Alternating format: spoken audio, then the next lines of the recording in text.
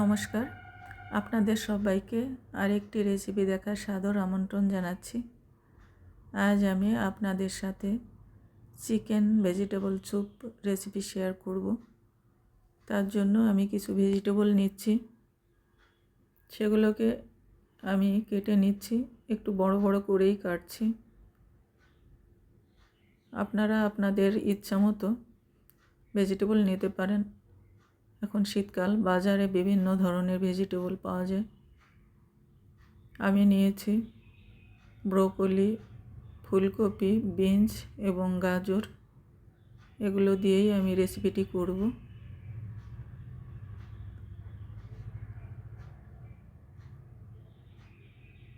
ভেজিটেবলগুলো আমার কাটা হয়ে গেছে, এবার ধুয়ে নিয়েছি। এর জন্য নিয়েছি বোনলেস চিকেন। এবার ভেজিটেবলগুলোকে একটু লবণ দিয়ে হাফ বয়েল করে নেব। এদিকে চিকেনের স্টক তৈরি করে নিচ্ছি। দিয়ে দিলাম লবণ। উপরে যে ফেনা উঠেছে সেগুলো আমি তুলে ফেলে দেব।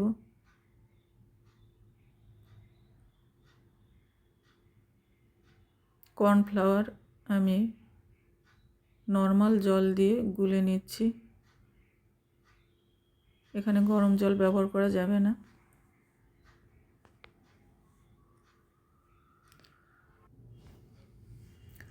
এবার আমি ফ্রাই প্যান গরম করে তার মধ্যে বাটার দিয়ে দিলাম।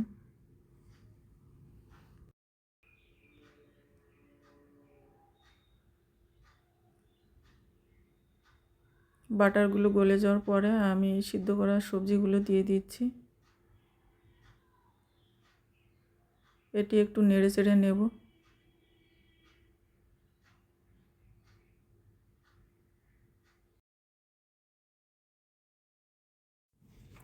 এই সময় গ্যাসের ফ্লেম লোয়ে রেখেছি।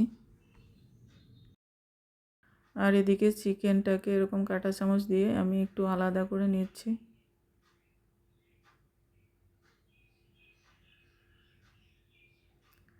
পুরো চিকেন লাগবে না।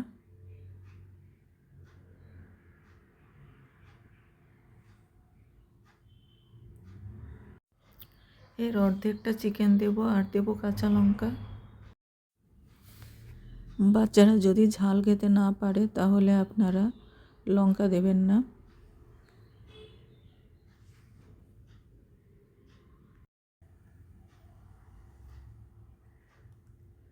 এর মধ্যে চিকেন স্টক দিয়ে দিলাম।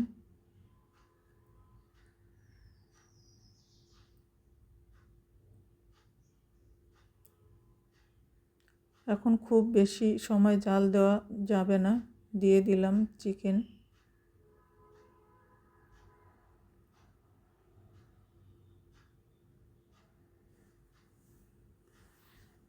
লঙ্কা দিয়ে দিলাম।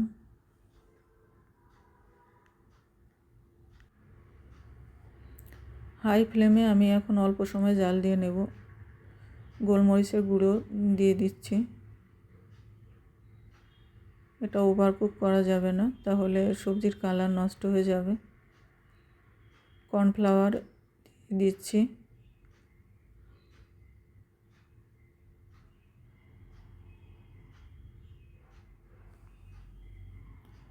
দিয়ে দিচ্ছি সামান্য লবণ। আর একটু কর্নফ্লাওয়ার লাগবে, তাই দিয়ে দিচ্ছি। সবজিগুলো সিদ্ধ করার সময় আমি লবণ দিয়েছিলাম, তাই সামান্য লবণ দিলাম।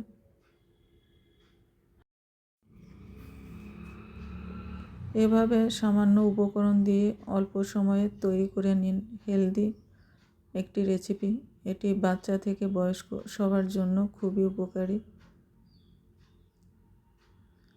তৈরি করতে সময়ও খুব কম লাগে। তৈরি হয়ে গেছে আমার চিকেন ভেজিটেবল স্যুপ। এবার নামিয়ে পরিবেশন করব। রেসিপিটি ভালো লাগলে লাইক, কমেন্ট এবং শেয়ার করবেন প্লিজ। চ্যানেলটি সাবস্ক্রাইব না করলে সাবস্ক্রাইব করবেন। আজ এ পর্যন্ত। আপনারা ভালো থাকবেন, সুস্থ থাকবেন। আবার দেখা হবে নতুন কোনো রেসিপির সাথে। আপনাদের সবাইকে ধন্যবাদ।